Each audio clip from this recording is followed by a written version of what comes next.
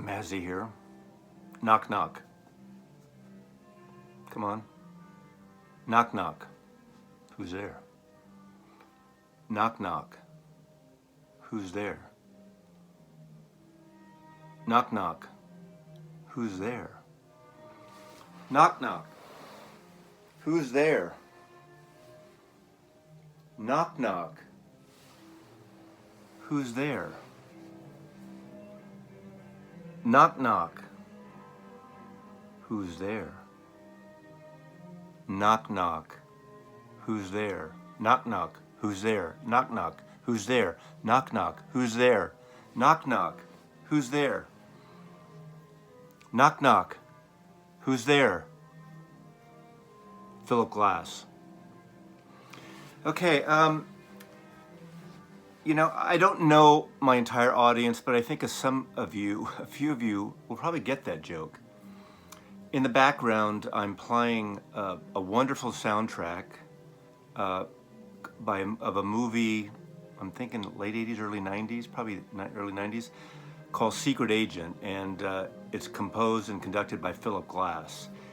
If you know Philip Glass's work, and whether you're a fan or not, you will understand that knock knock joke. Anyway, that's just the background music. Go listen to his. If you have to ask someone, it's not worth it. So anyway, how the joke. If you don't get the joke, and it's not. I'm not putting down my audience. It's just a very segment of 20th century minimalist composition, classical.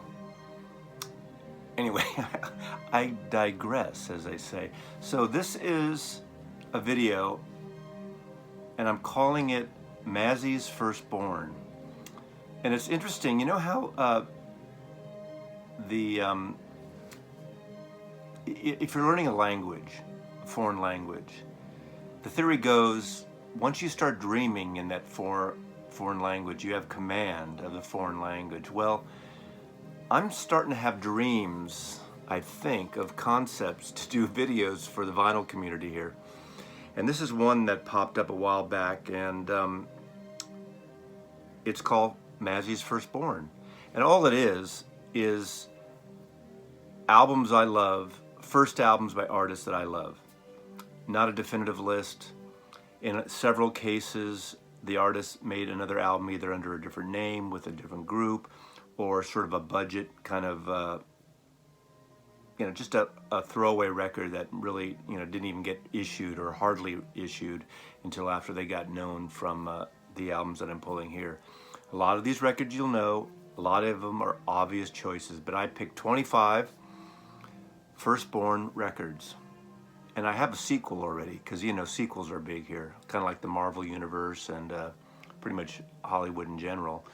Mazzy's Secondborn, because as we know, a lot of times that sophomore album can be make or break, could be great or could be the sophomore slump, as they say. Anyway, these are just records that I love. Again, not a definitive list, not my all-time favorite 25 first albums, but here we go. Tom Waits, Asylum Records, Old 55. Old 55 is on here. Closing Time, great record. Old 55 was a song that, again, he probably put several $1 million in his pocket because of the Eagles covering that song. I mean, I'm not going to get into politics about the Eagles, whether you like them or not. That's a whole other story or theory or video, but love Tom Waits. I just like, he's his own man. I saw him, there was actually, I think when the second album came out, Electro Asylum had a preview, or basically a showcase of him playing piano alone on the Great Highway in San Francisco at the Beach Chalet. And that's when the Beach Chalet wasn't renovated into a nice restaurant now. And they have WPA murals downstairs, and they just rented the empty room upstairs, had one palm tree and a piano, and it was maybe, I don't know, 50, 75 people tops, and Tom Waits playing. Great show. I've been a fan ever since, even his, you know, his wilder stuff. In fact, that's really interesting too, but his songwriting, great songwriters, you know. R.E.M. Y'all know this album, Murmur. This is the one that kind of got him, you know, gave the indie band some, you know, some attention. I think they had maybe, I can't remember if the EP was out before this, the blue EP with the statue, the gargoyle. Someone here will tell me, someone from Athens, Georgia, or more of an REM aficionado. I saw them around this, little after this period, probably second album, and was a big fan of theirs. Through thick and thin. But great album, Catapult. Well, we used to kind of joke about this album. They were one group that no matter what you heard, how great they were, you had no idea what Michael Stipe was singing his lyrics, especially in these early days. But a great first album.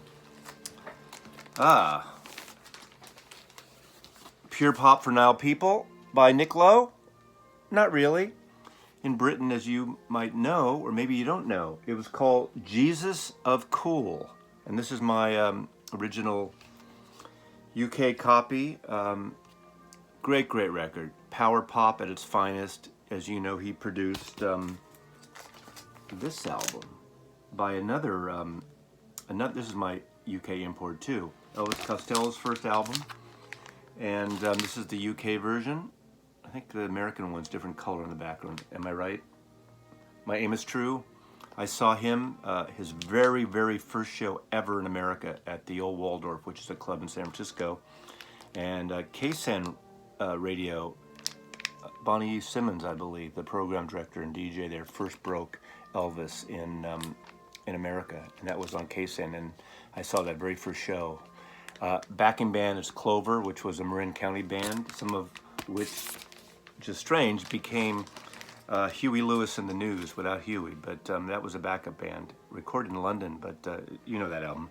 I don't have to say anything about it. Flying Burrito Brothers, Graham Parsons, Chris Etheridge, Chris Hillman, Sneaky Pete.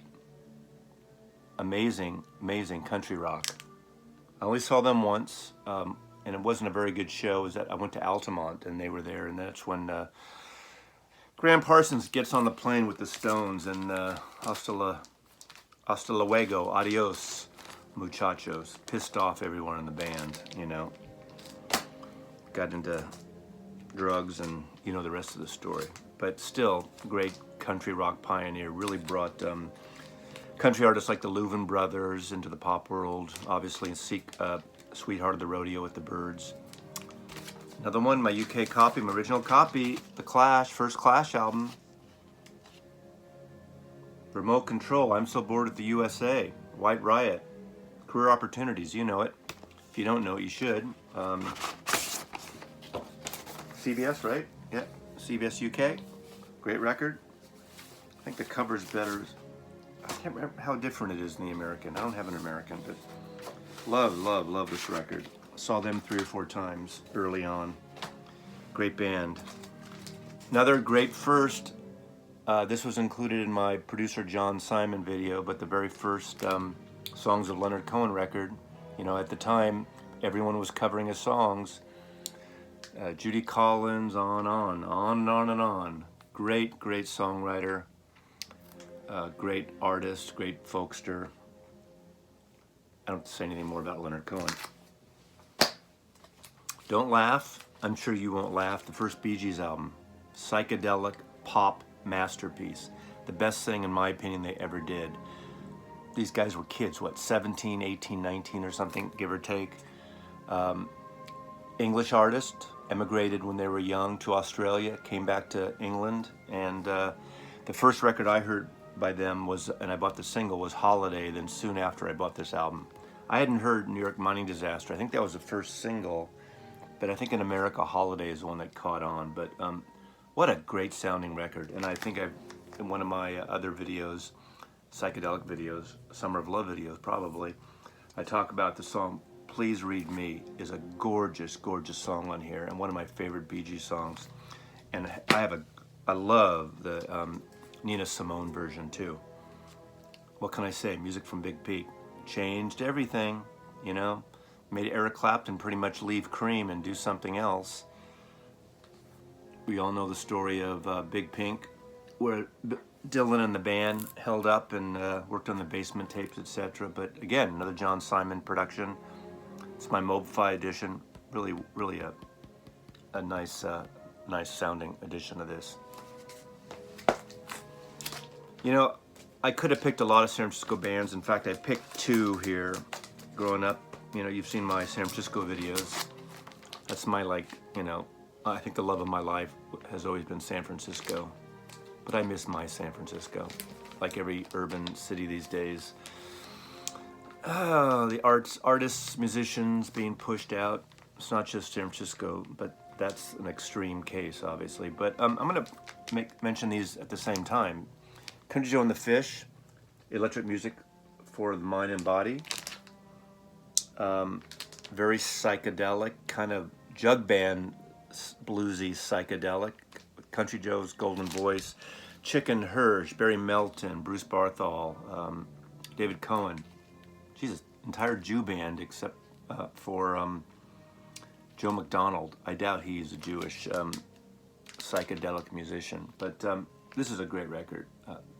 I may include I Feel Like I'm Fixing to Die in there in my sophomore Mazzy's second born video. We'll see. Sam Charters, who really, I think he rediscovered or found Muddy Waters and a lot of Jews, whoa, Freudian, huh? A lot of blues Jews. That's Barry Goldberg and that kind of thing. Two Jews blues and Mike Bloomfield and Al Cooper. Talk about Jews, blues. Tripping over my lips, Mazzy, again. I always do that. I don't enunciate properly. I need to slow down.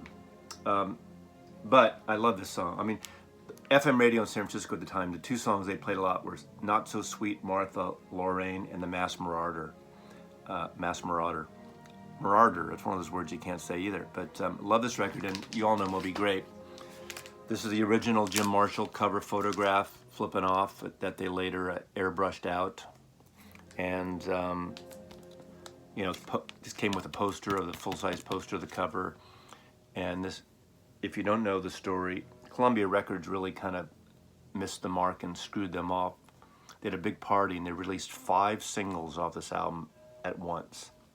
Can you imagine radio stations, especially in those days, AM radio stations, trying to pick out of 5 songs from a label pushing 5 songs? Anyway, Omaha, you know that song. If you don't, you need to. One of the great, great garage psychedelic records. I'm not going to say anything about this. First Doors record. Probably one of the greatest debuts ever. Same with this. Court of the Crimson. Another tongue twister, Maslov. In the Court of the Crimson King. Great vocals by Greg Lake and obviously Fripp and the crew. I don't have to say anything about that. You know that. Probably over everyone and their mother has showed a copy of that album, but still a great album. Okay. Unknown Pleasures. Joy Division.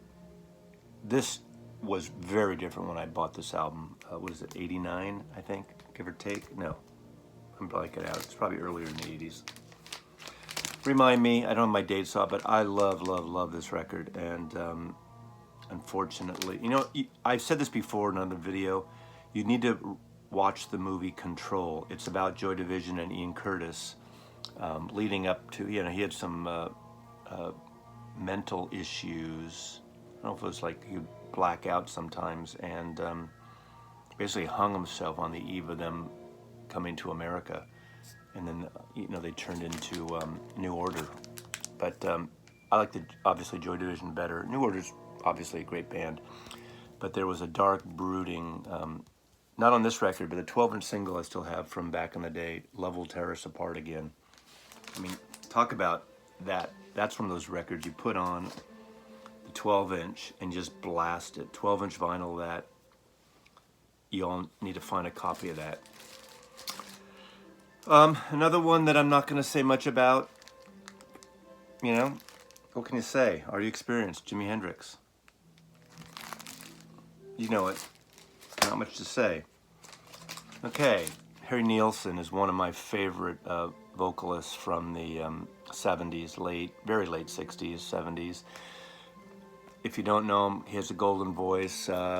he got very famous with Everybody's Talking, which is the irony of that. He was a great songwriter, and that was written by Fred Neil, and that was the song they used for the theme of Midnight Cowboy.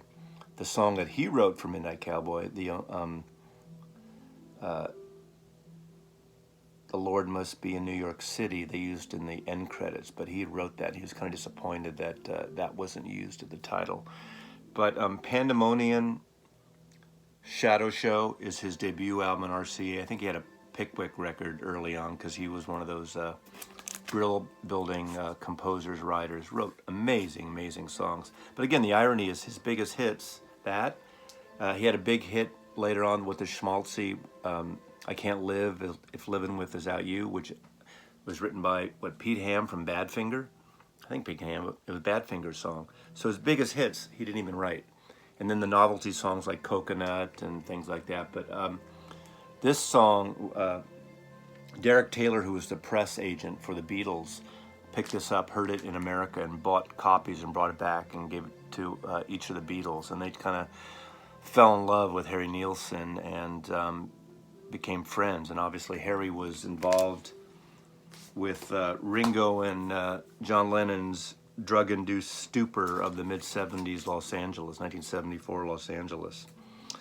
Man. Anyway, another great premiere album, primary firstborn album, Pentangle. Y'all know this. If you don't, you need the song. This is a special record for me too, because my first component stereo system, separates, aside from the pull-down record player with the changer. I think I had a old Magnavox that my parents got me in, I don't know, 1965. I remember playing Beatles 65 on it, which came out Christmas 64, so it might have been that. Might have been Christmas, Hanukkah 64, I got it. But when this album came out in 68, I believe. Am I right there? Probably in 69, I got my first component system. And I remember going to the stereo store in San Francisco, and two records that they were using as sort of demonstration hi-fi records were this and Stanley Turrentine's Cherry Jazz album on CTI. But the song Waltz, the last song on this album, it's just amazing drums, amazing bass, acoustic bass, and guitar. And it's just an unbelievable song. And obviously after I got my stereo, I went to Tower Records right away and bought this album. So I love, love, love this album.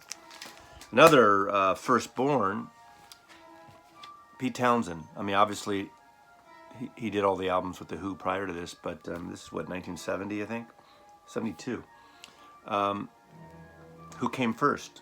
And this is his first solo album. Ronnie Lane's on it.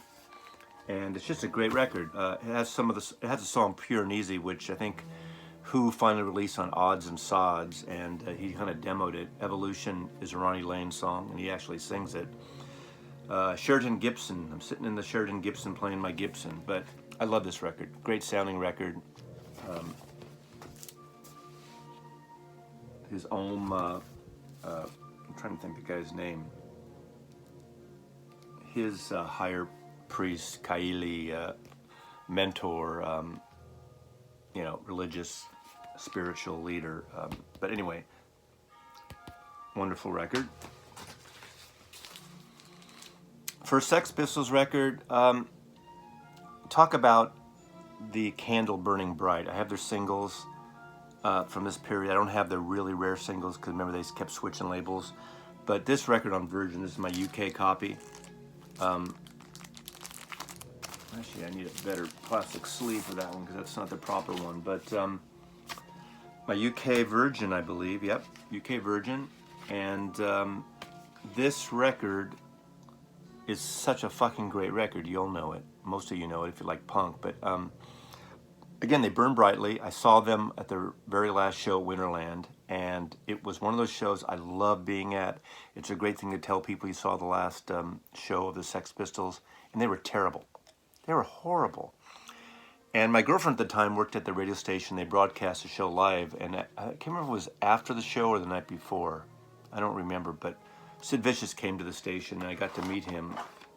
I wouldn't say meet him, but I was in the room with about 8 or 10 people. And he was, he was high as a kite, or fucked up, I should say. But it was kind of cool being in the room with Sid Vicious for probably about an hour and a half, and he was playing records on the air, and they kept had a censor. He must have had a 5-second delay. Anyway, anyway, what can I say? Virgin Records. There we go. Okay, y'all know Boz Scaggs probably from Silk Degrees, Slow Dancer, Silk Degrees, Lido, and the whole kind of slick, blue-eyed soul disco thing. But this album, his first album, which was on Atlantic Records, with a lot of muscle, or again, Mazzy, Muscle Shoals artists, including Duane Allman. And if you haven't heard it, you need to hear this record. You need to get it. It's very bluesy. There's actually a Waiting for a Train, Jimmy Rogers song. But Loan Me a Dime is a 12-minute piece with amazing guitar by Duane Allman. And the irony, this album was produced by Jan Wenner from Rolling Stone. Him and Boz Scaggs was always a friend of Jan Wenner. But great, nothing like the other stuff. You know, Boz Scaggs from Texas came to San Francisco around the time, I don't know exactly with Steve Miller, but they had he was part of the Steve Miller Blues Band on the first two Steve Miller Steve Miller albums. That's the Steve Miller band I love, Children of the Future and Sailor, and a great debut. Didn't really do anything at the time, although FM stations really played Loan Me a Dime. It's probably one of those pee songs, you know, when DJs have to go take a pee, they put on like a song, 10 minutes plus in those days, pre-CD days. And then the first Roxy music album. Not much again to say about this album. Virginia Plain, Sea Breezes, Eno, Brian Ferry, Phil Manzanera, Andrew McKay, God, Rick Kenton, Graham Simpson. Very, very unusual album at the time, and cover artwork. I love all their sort of fashiony yet, I don't want to say sleazy, that puts down the just there's a certain I want to say dirty. God, it sounds so sexist. I don't mean it, but there's a certain, I don't want to say slutty. What can I say? Give me some ideas how I can say about these covers. There's kind of sexy, sensual, but not in the normal pinup way. They're a little like, I don't know, not the cliche, not the girls you take home to mom, but the girls, hey, it's a generational thing. Political correctness is probably not the greatest thing right now, but sorry about that. Anyway, moving on. First Smith's album. I didn't hear a lot of the singles, but I heard Reel Around the Fountain. And I had was it a CD or a cassette of that? Probably a cassette. This is probably pre-CD, I can't remember now. But I played that song over and over. And it's not one of their big hits. It's sort of a dirgy, it's time the tale we're told. Oh, God. But this charming man is on it, Hand in Glove, Still Ill, so Suffer Little Children, a lot of their songs that you all know. But this album, Joe D'Alessandro, that's the cover actor on this. He used a lot of Morrissey, co-designed the covers, picked the cover artists, cover actors. Joe D'Alessandro is part of the Warhol machine or Warhol factory. I'm going to call him a actor, model, artiste, but beautiful album. Sire Records in this country, and I'm not going to say any more about this because this Warren Zevon album, I did a whole thing on Warren Zevon, and any time I get a chance to showcase this album, I do. I love this album, produced by Jackson Browne, but the Bad Boy of LA probably wrote the most interesting songs of Los Angeles, in my opinion. He did have an earlier album called Zevon, which again was one of those Pickwick or cheapo things, but this is really considered his debut album, a self-titled album on Silent Records. But I just love this record. I play this record every month, at least once. And then I'm going to end with, Mazzy can't do a debut album without a couple of Beatle-related things. I'm not doing the Beatles. Obviously, Please Please Me or Meet the Beatles, depending where you lived and where you came from, are contenders for a lot of reasons. But I'm going to pick these two. This was so different. Talk about John Lennon going through his Arthur Janov primal scream period. It's just screaming and yelling and kind of tortured soul, almost like punk before it was punk, but slow, simmering, boiling punk, you know, and beautiful, yet beautiful, right? You all know Plastic Ono Band, John Lennon Plastic Ono Band, very minimal record. Which was perfect in 1970. Some people just didn't latch on to it, prefer Imagine, but this is the one. And then, of course, even though George Harrison had a couple of Zapple records, which was a experimental offshoot of Apple Records, soundtrack for Wonderwall and electronic music, they weren't really considered, regular albums, but he really came out of the gate fast with this double record set, actually triple record, but the third record was a jam, Apple Jam, but 2 records. I mean, My Sweet Lord, what a great single.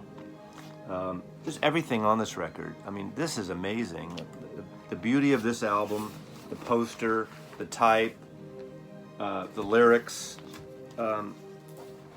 Man, talk about pent-up demand. Talking about exploding out of the gate. This record just came out of nowhere. That photograph. I have actually. This photograph is by Barry Feinstein or Feinstein. I think it's Feinstein in his case. Photographer, passed away some years ago. I have a copy of this, a signed print, because as you know, some of you know, I collect some photography.